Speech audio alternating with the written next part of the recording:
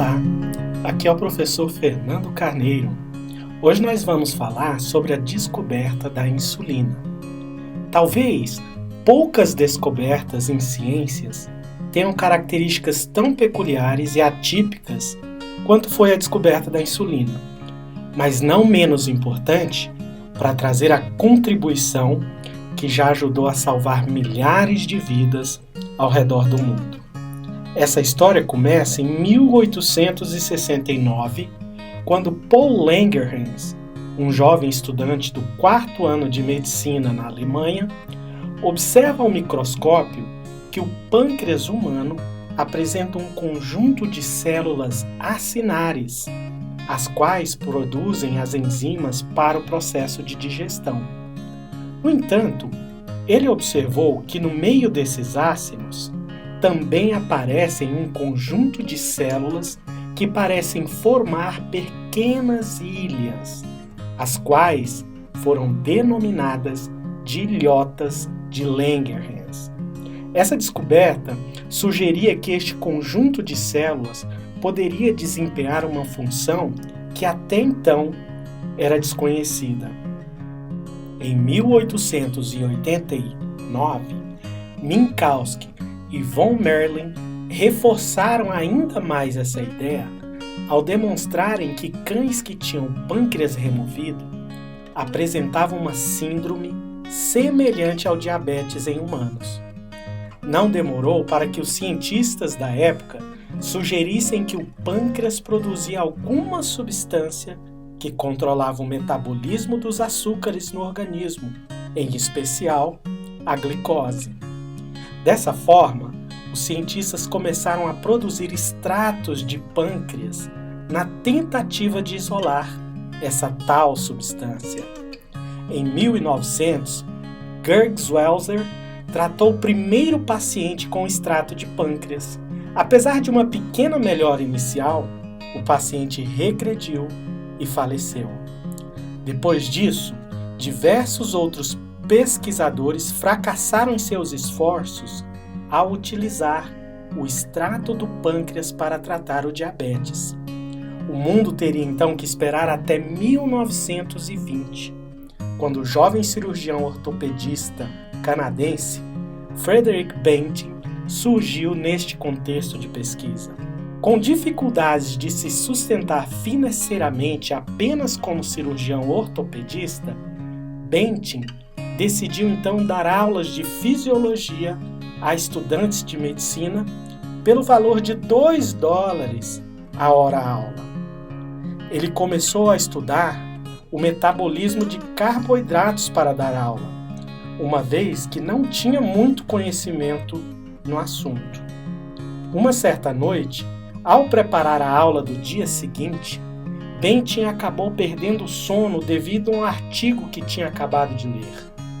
Tal artigo era do Dr. Baron Moses, um patologista da Universidade de Minnesota.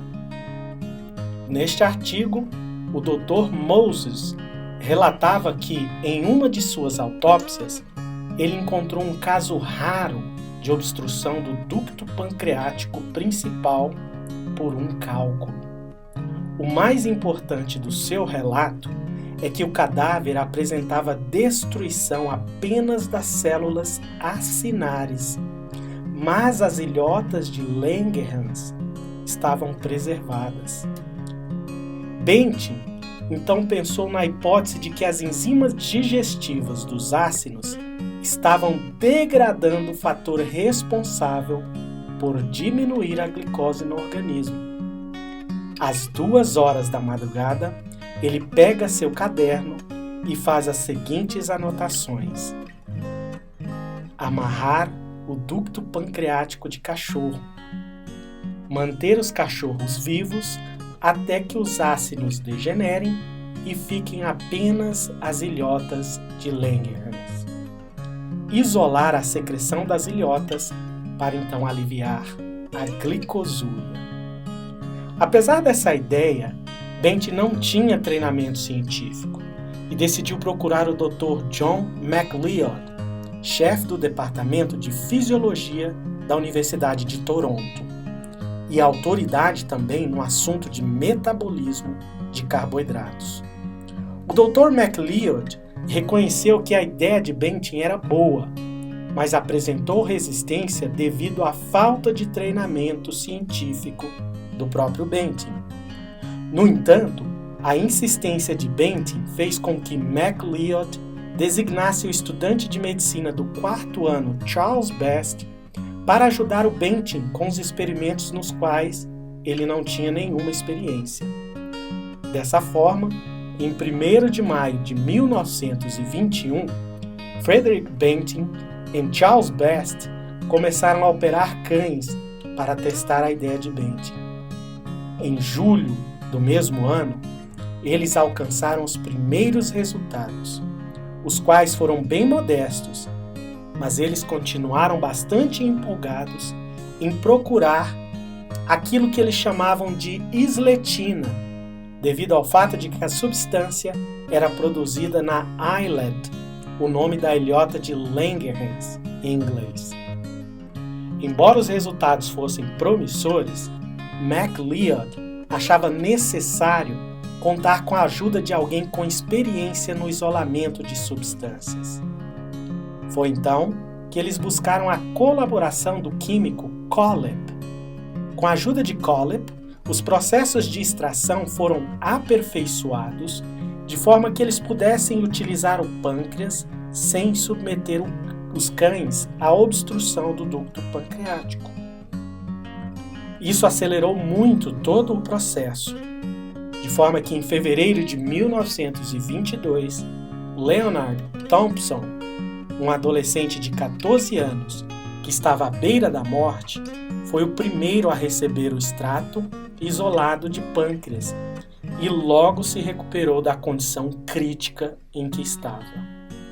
No mesmo mês, outros 6 pacientes também foram tratados com sucesso. Agora sim, o caminho estava pavimentado para a extração da substância que foi batizada de insulina, palavra que vem de insula, do latim, e significa ilha. Inicialmente, para obter uma maior quantidade, a insulina era extraída tanto de pâncreas de bois quanto de porcos. No entanto, por se tratar de uma proteína de outra espécie, isso causava alergias e impossibilidade de tratamento em vários pacientes. Atualmente, a tecnologia do DNA recombinante possibilita a produção de insulina humana e evita estes problemas de alergia.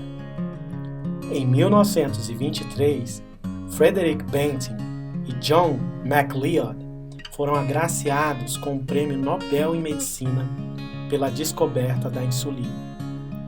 É importante destacar que Bentin não reivindicou a patente da insulina, mas vendeu para a Universidade de Toronto pelo valor simbólico de $1. Ele queria que sua descoberta se tornasse disponível para todos. Mais tarde em sua vida, Bentin disse: "Se eu não tivesse falhado durante os primeiros anos da minha carreira como médico, talvez eu nunca teria trabalhado com pesquisa."